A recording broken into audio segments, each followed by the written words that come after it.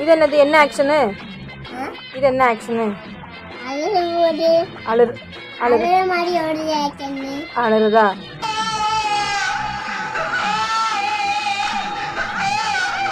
சரி இப்ப சிரி. இல்ல இப்ப பாத்தியா அரெஸ்ட் பண்ணி வேன்ல ஏத்தும்போது பெரிய மட்டன்னு சிரிக்கிற மாதிரி அப்படியே உறைஞ்சு போய் நிக்கிறான். முறைச்சு பாரு. இது முறைப்பா? இதுவா? இது முறைப்பா? சரி கண்ணடி. கண்ணடி. Wow super.